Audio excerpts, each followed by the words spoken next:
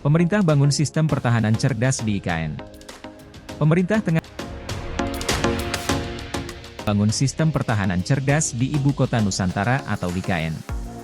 Sistem ini akan dibangun dengan cara berkoordinasi antar kementerian dan pihak-pihak terkait lainnya.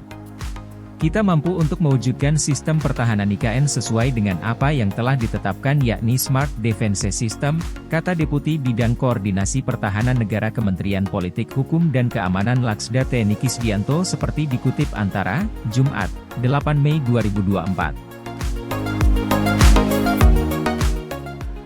Pemanfaatan teknologi menjadi kunci, sehingga hal ini perlu menjadi perhatian kita bersama dalam mengawal terwujudnya sistem pertahanan negara di IKN, kata dia.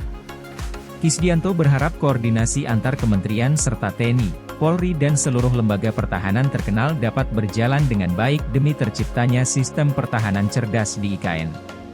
Kisdianto meyakini dengan sistem keamanan dan pertahanan yang baik di IKN, maka ibu kota negara akan aman dari serangan asing yang dapat mengganggu jalannya.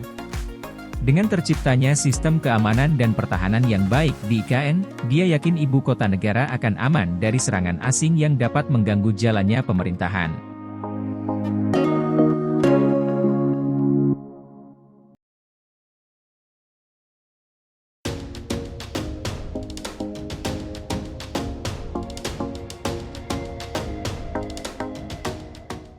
Pembangunan kereta bandara IKN masih di tahap studi kelayakan. Berita Ibu Kota Nusantara, (POIKN), mengungkapkan progres terkini proyek kereta bandara di IKN, Kalimantan Timur. Kereta bandara di IKN akan menghubungkan Bandara Internasional Sultan Haji Muhammad Sulaiman Sepinggan di Balikpapan dengan kawasan inti pusat pemerintahan, KIP, IKN. Juru bicara IKN Troy Pantou mengatakan, saat ini proyek kereta bandara di IKN sedang dalam proses studi kelayakan, feasibility study, (FS), yang kajiannya dilakukan oleh IKN dan Kementerian Perhubungan, Kemenhub. Untuk hal ini masih proses feasibility study, ujarnya kepada Kompas.com, dikutip Kamis, 9 Mei 2024.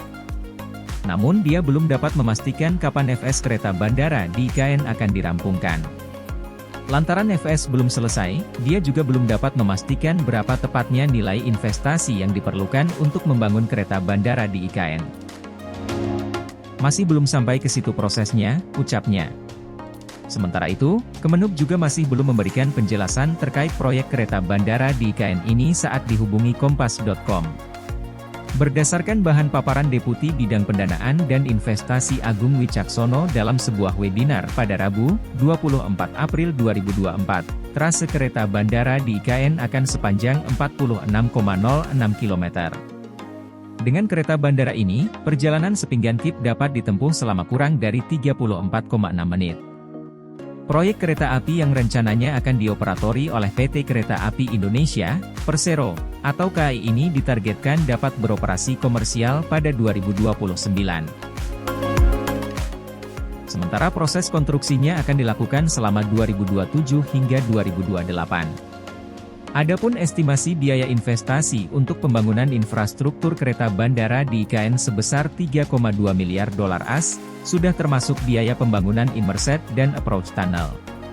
Sedangkan khusus untuk rangkaian kereta atau lokomotif kereta bandara ini membutuhkan biaya sebesar 121 juta dolar AS. Rangkaian kereta bandara di IKN yang berkecepatan 160 km per jam ini bakal memiliki kapasitas 256 tempat duduk dan 335 penumpang berdiri.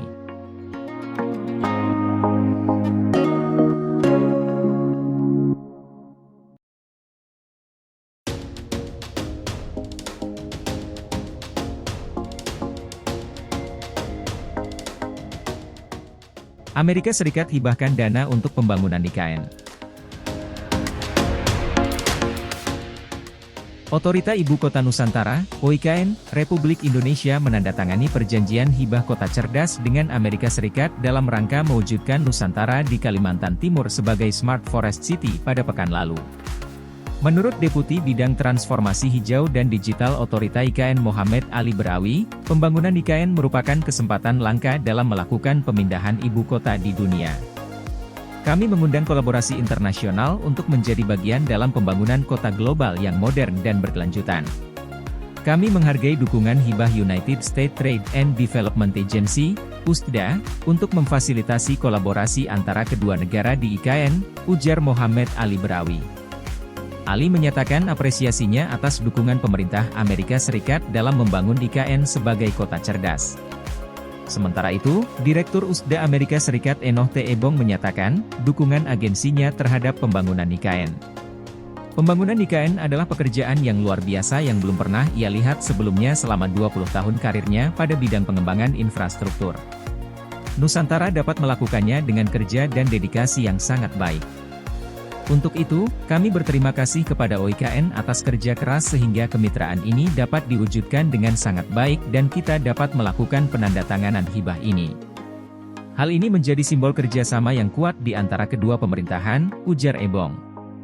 USDA merupakan lembaga independen pemerintah Amerika Serikat untuk memajukan pembangunan ekonomi dan kepentingan komersial Amerika Serikat di negara-negara berkembang.